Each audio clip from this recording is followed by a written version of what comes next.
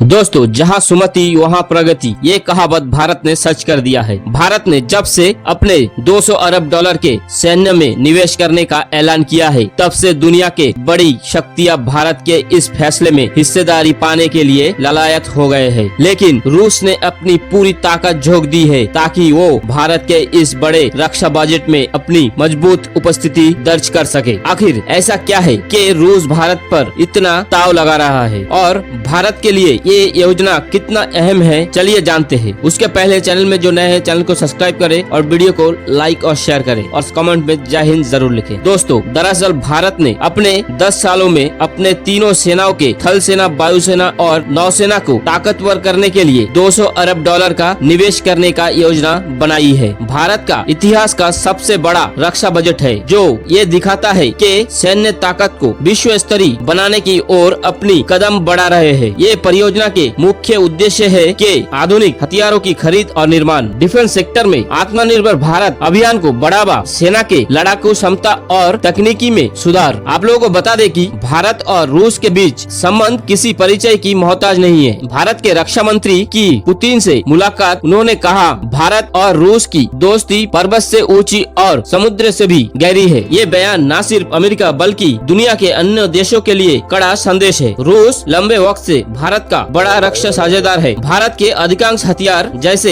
S-400 missile defence system, T-90 tanks और Sukhoi 30 MKI लड़ाकू विमान रूस से ही आते हैं। यूक्रेन युद्ध के बाद रूस भारत के लिए ऊर्जा का सबसे बड़ा निर्यातक बन गया है। पहले भारत का ऊर्जा जरूरतों को रूस की भागीदारी 1% से भी कम थी। अब रूस भारत को सबसे सस्ता दर पे कच्चे तेल सप्लाई कर रहा है, जिससे भारत को बड़ी राहत मिली है। हाल ही के महीनों में अमेरिका भारत के लिए कई समस्याएं खड़ी की है, जैसे कि अडानी समूह को निशाना बनाना, इंजन सप्लाई में देरी करना, भारत के कंपनी और स्टॉक मार्केट को टारगेट करना। इन घटनाओं ने भारत को अमेरिका पर अत्यधिक खतरा से आगाह करा दिया। जब भारत ने 200 अरब डॉलर की योजना की घोषणा की, तब से America, France, Germany, Britain, Italy जैसे देश भी भारत को अपने हथियार बेचने की दौर में शामिल हो गए। लेकिन रूस ने एक बार फिर अपनी तकनीकी एक्सपर्टी और भरोसेमंद रिश्तों के दम पर भारत को अपने पाले पे करने में पूरी कोशिश करना शुरू कर दी।